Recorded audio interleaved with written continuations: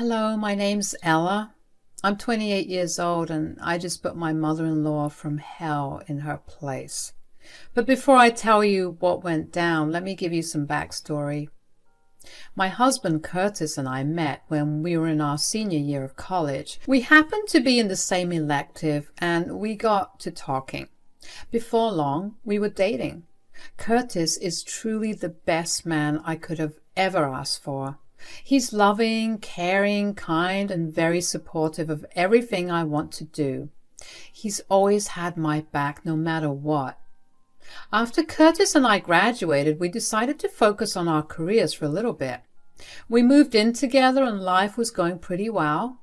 Curtis secured a pretty good desk job and I worked as a manager at our local coffee shop. We didn't have a lot of disposable income, but we made enough. After about 2 years of focusing on our careers, we decided to get married. That was truly one of the happiest days of my life, and my life only got better from there. But I was not entirely happy with my job. I struggled really hard to get a job in my field, but I mostly only managed to get responses from companies and businesses that seemed shady. Until one day, I managed to get a call back from a pretty well-reputed organization. The only drawback was that I would only be paid after my first month with them. I would get paid a base salary, of course, but that amount was practically nothing, and even when I would get paid properly, it would depend on how much work I did, clients I secured. The plus was that I got to work from home. Now, I knew that this wasn't exactly the best job opportunity. But I also knew that having this firm in my resume would boost it and allow me to get better jobs later. After a lot of lengthy discussions with Curtis, we decided that it would be best for me to take up that job. The issue was the pay cut. I would no longer be contributing to the household expenses the way I did. Not to mention the lease on our apartment would be ending and we wouldn't be able to afford the rent and survive without me contributing. So we decided to ask Curtis's mother, Ruby, if we could stay with her. So, Mom, we kind of need to ask you for a favor. Yes, what is it? We're in a really bad place financially right now. Curtis, I have no money to give you. No, we don't need the money. It's just that we need a few months to just properly save up. Okay? And Ella has found herself a better job right now, so we know we can start saving properly. We were just wondering if maybe you'd be open to us living with you for a few months. Oh. It's just that our lease is ending next month and the rent has increased a little too much above our budget. It would be really wonderful if you could help us out. How long would you intend on staying? Not more than 7 months for sure. And will you be contributing towards utilities? We will, at least to the best of our ability for the first 3 months. After we have found our footing, we'll pay for everything that can be split. And what do I get out of this? Huh? If I let you both come live with me, what do I get? You get free shelter? And me? Well, we'll take care of all the household chores and errands, if that helps.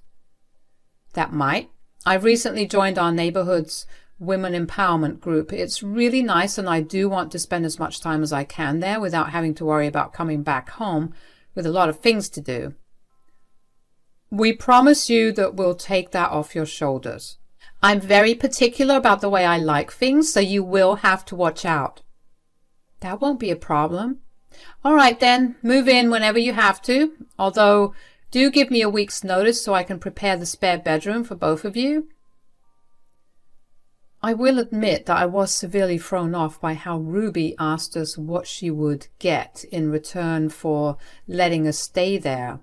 I mean, if my son ever asked me if he could move back in with me because he was struggling financially, the answer would have been a resounding yes, no questions asked. Curtis was also thrown off by it, but we decided that it was best not to dwell on it. I especially didn't want to think about it too much because I had a lot of mixed feelings about Ruby. Ruby made it very clear from the start of Curtis and I's relationship that she was very indifferent towards me. Sometimes she wouldn't even acknowledge me. Thinking about the way she treated us would only make me dislike her, and I didn't want that to ruin our relationship. We eventually moved into her place after our lease was done. Initially, Ruby was respectful of our time and space. I also began working at my new job, so sometimes when Ruby would come home, she'd see me sitting on my laptop. She'd shoot me a look of disgust and move on. I let it go once again because I did not want to start something when there was no reason to. Curtis and I made sure to do all the housework we could around the house. At first, Ruby didn't say anything about it, but then she slowly began to get aggressive about it. She'd come home in a happy mood, take one look around, and immediately get upset. She'd slam doors and throw her things around to show that she was upset. Once again, we never confronted her, and she decided one day she'd had enough. "This place is dusty. What have you been doing?" I've been working." "Lies! How dare you waste your time doing nothing?" "Ruby, I literally have my work open on my laptop in front of you. What are you going on about?" "I know that all you do is sit on your butt and scroll through social media." "Technically, that is a part of my job." "I don't care what values you were raised with, but as the only non-working member of this household, you have to clean and cook for Curtis and me." "I don't think that's happening. I do work. You just don't accept it because I work from home instead of in an office at a desk." "Are you trying to disobey me?" "No, I'm not." "You live under my roof and eat my food. I provide you with so much and you repay me by being disobedient." "No, you don't work and you live under my roof and you are a woman. It is your duty to obey me. If I say that I want you to do something, you follow through without ever questioning it or talking back to me. Do you understand?" "Yeah, sure." "That's good. Let's start again tomorrow. When I get back home, I need to see that everything, and I mean everything, is spick and span. Not a speck of dust. You hear me?" "Yes." "Great. Now start making dinner." I felt upset and humiliated by the way in which Ruby treated me. She knew that us staying with her was kind of a low point for us, but the way that she just casually threw it in my face made me feel embarrassed to my core. So I stopped working and began to prepare dinner. My mind was a mess of emotions, and at many points I felt my tears threatening to fall out. But I kept them in. When it was time for dinner, Ruby came into the kitchen to see what I had prepared. She looked at it with mild disgust and said that she expected better from me. She ate it anyway, but she kept making comments about how she would have improved the recipe. Curtis was home in time for dinner, and he seemed surprised that I cooked, especially because the both of us had been planning on eating from out. He too remained silent when Ruby kept making her comments about my recipe, only because I motioned for him to keep quiet. But the second that it was only the two of us in our room, Curtis asked me why I had made food. "You made the food today?" "Kind of didn't have a choice." "What do you mean? Didn't we decide that we'd eat out tonight?" "Well, your mother kind of laid it into me today." "What are you talking about?" "Your mother began yelling at me as soon as she came home because the table was dusty.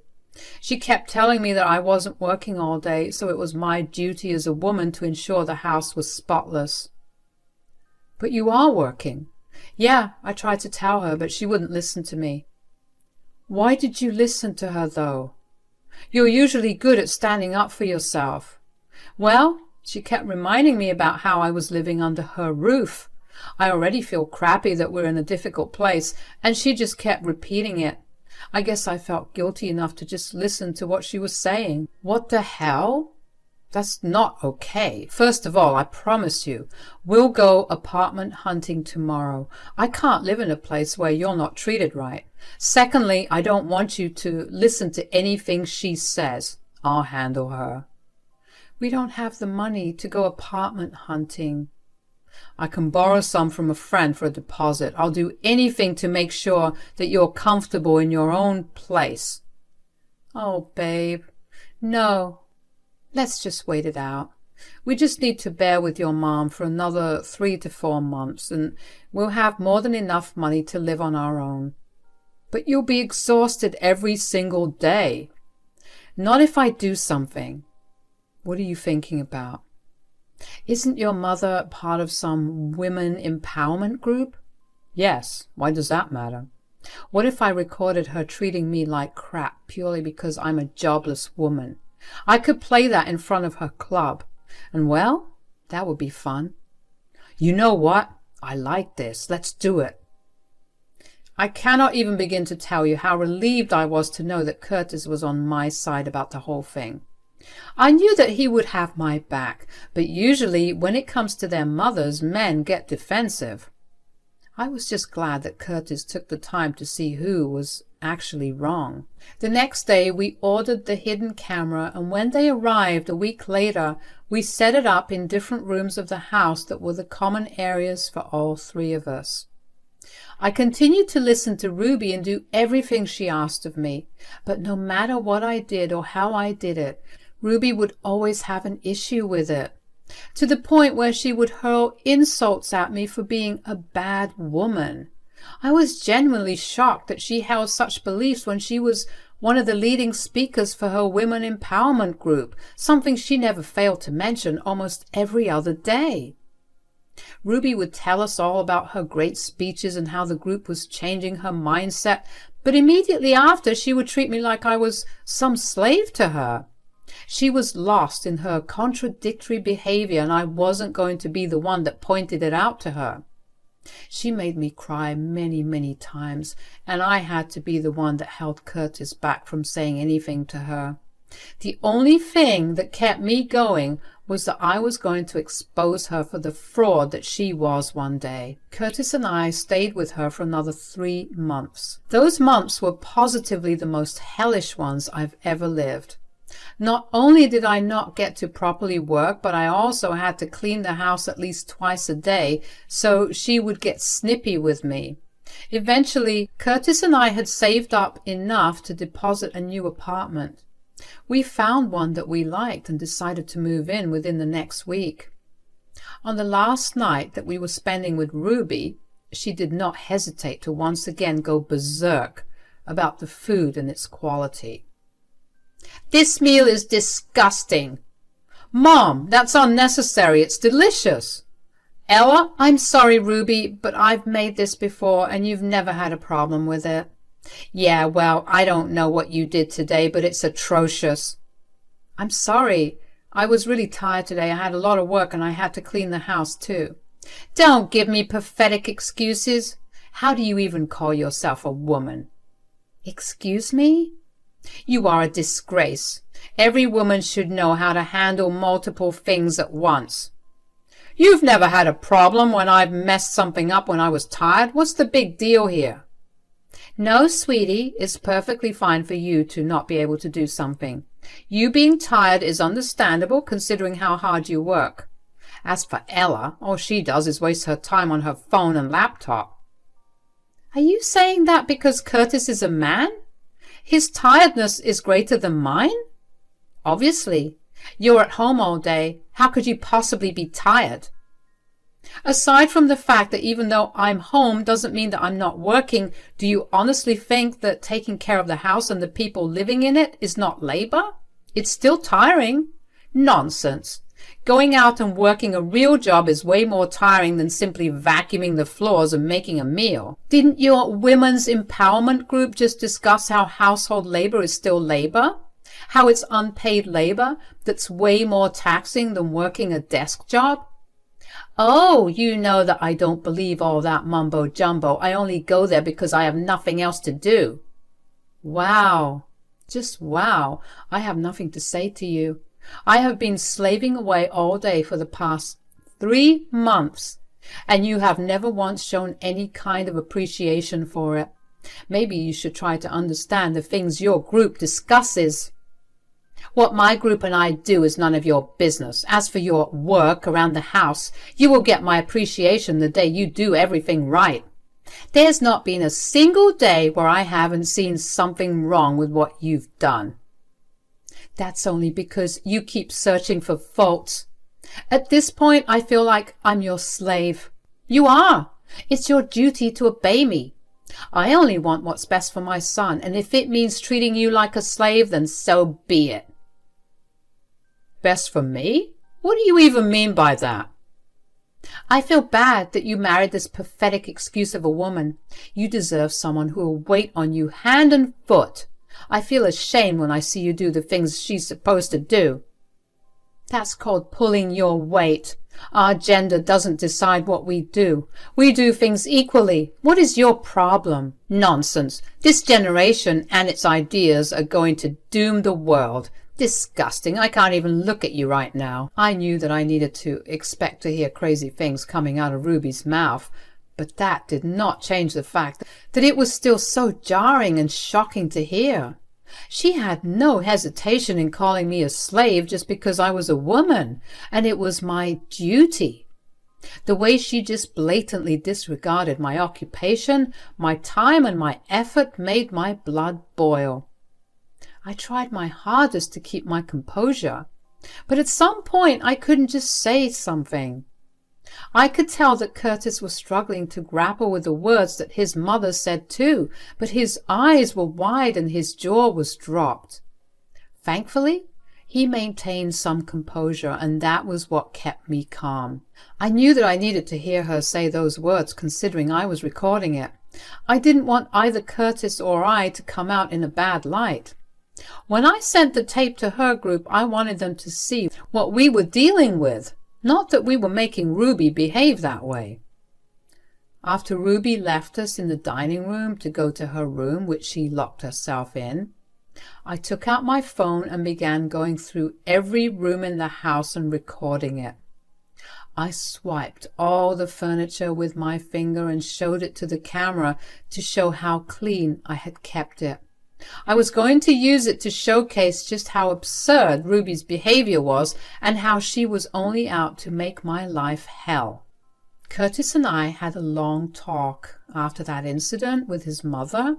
He apologized on her behalf, but I saw no need for him to do that. At the end of the day, he was on my side, and that was all I wanted.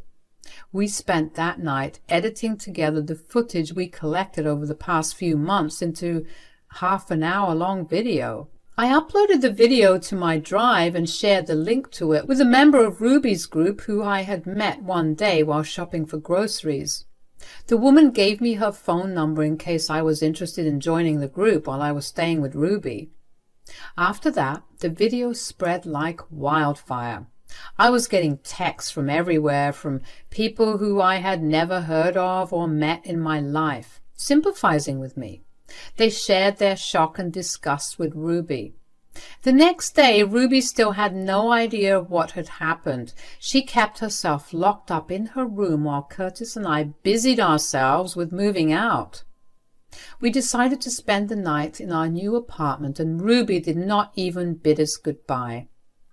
The morning after that day, though, Ruby came to our apartment at 7 in the morning and began banging on the door, asking us to open up.